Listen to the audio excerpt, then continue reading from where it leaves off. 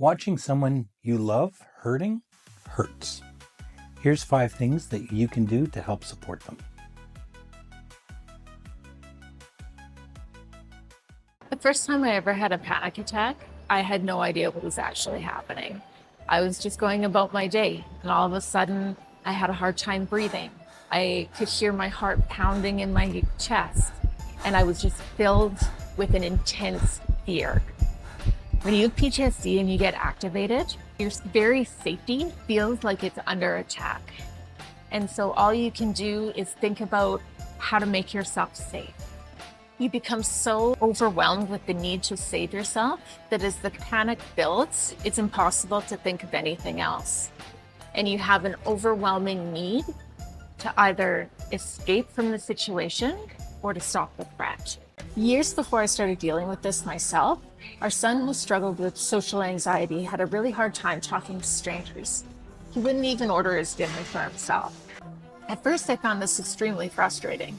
In my mind, he was old enough to be able to do this, and him not being able to was a reflection on my parenting skills. His panic felt like an overreaction, and I couldn't understand why he couldn't just ask for what he wanted. It wasn't until we had an open conversation about how we felt in those moments, I began to realize that it was something that was completely beyond his control, and it had nothing to do with me. What he needed in those moments was help turning off the automatic response that his brain was creating for him in those situations. When I go into a fight or flight response from a trigger, the same thing happens to me and anyone else who gets activated. So we created a list of 5 ways to help people turn off the fight or flight response. Here are a few specific actions you can take to help.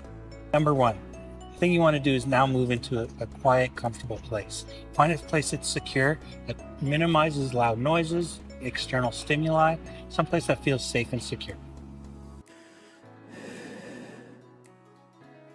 Second, you can use grounding techniques. Encourage them to focus on their breath work while trying to bring themselves back into the present situation.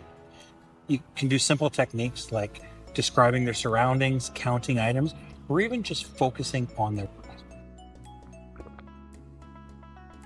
Encourage self-care activities. Simple things like drinking water, deep breathing, and sitting down are simple activities that can help reset their nervous system.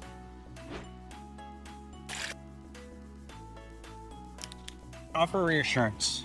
Remind them that they're safe and it's okay to feel the way they're feeling. Simple phrases such as "I'm here and you're safe now" can be comforting.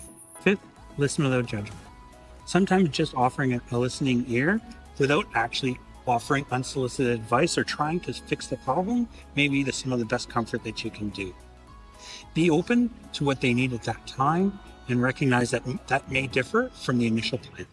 Remember, when somebody's in distress, their only focus is going to be to make themselves feel safe again. And their body's likely going to choose a fight or flight response to make that happen.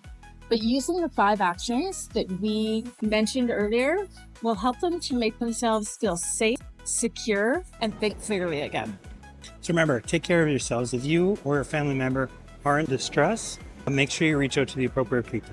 I'm Chris. I'm Rebecca, and we'll see you in the next video. Years before I started dealing with it, this is going to be hard.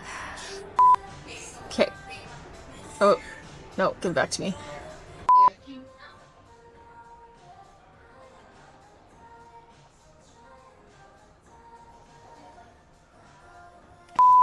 What he needed in those moments was actually help. Help to turn off the automatic response that his brain was creating for him in the situation. Exactly right. What you're experiencing right now. Yes.